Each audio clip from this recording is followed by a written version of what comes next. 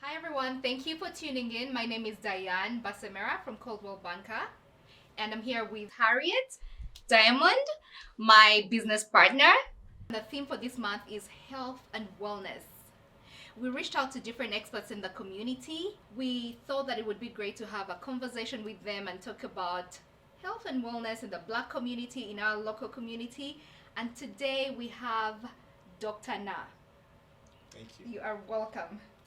And we also wanted to talk a little bit about how disparities in the Black community spin around and translate into issues related to wellness, housing, the economy, and so forth, because it's all one big package. So, Dr. Nnah, Yes. what do you, what are you? Are you a doctor? Are you an entrepreneur? Are you a researcher?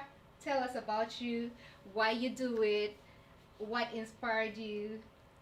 How does your story start? Yeah, thank you. I've been fortunate enough to start a couple companies, co-found a couple companies, and one of my passions have been just to solve problems. I think when you think about the problems that exist, whether it's healthcare problems or problems within any system, when you think outside the box, you look for solutions, and that's why I consider myself an entrepreneur. But in terms of scientist, I mean, I have a doctorate in pharmacy, so I qualify as a scientist. So I have a science background, but I just love solving problems. I like figuring. I'm building teams that can do some amazing things. Have you noticed any disparities in the numbers of blacks versus whites in your field of pharmacology and entrepreneurs as well? I've always felt like in almost every of these things I've done, I've been a minority. Like in all of them, I think with going to school and the schools I've been to, which were mainly science-driven STEM education, it's a minority. In the community that I grew up in, even in the Needham area, minority. So I guess there's that. It's constant. You can't run away from it. To be a minority, I think even when you take the biotech industry now, I think there's probably about 4% of workers in the biotech space that consider themselves African Americans. There's a big gap there. And how many, in that percentage, how many are leaders? Oh, I think the number is about 1% of that number that Yeah. are either executives or board members Right. or CEOs. I think that number is about 1%. Yeah. So it's a big problem in every of this space. How can we improve on that? I think there's a big thing about awareness. Yeah, when you think about diversity, the problems we try to solve in every aspect of life requires us to have a diverse mindset.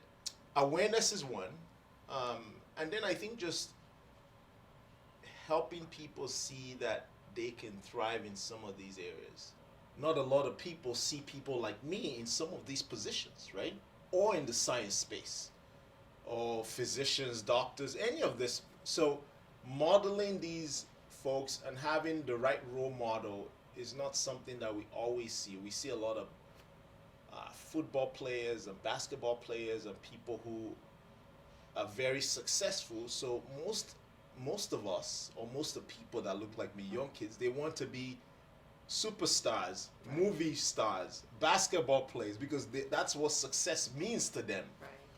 But they don't see a lot of Good point. physicians, they don't see a lot of entrepreneurs, they don't see a lot of founders of companies that look like them. So the more they see that, right, the more they say, oh wow, well, maybe basketball is great and I like that, but I want to try that because he looks like me and he can do that.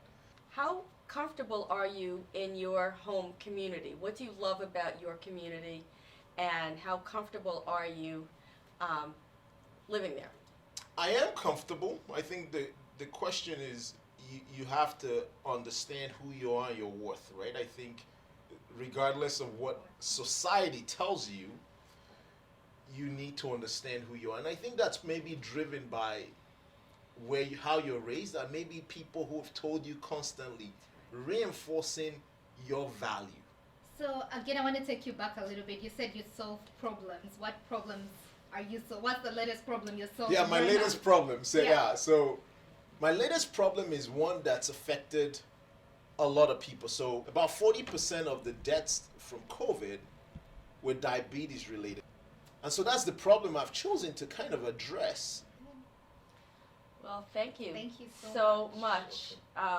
This was wonderful. We appreciate your time Thank you. and your interest in what we're doing, and you're inspirational. Thank you. Thanks for having me.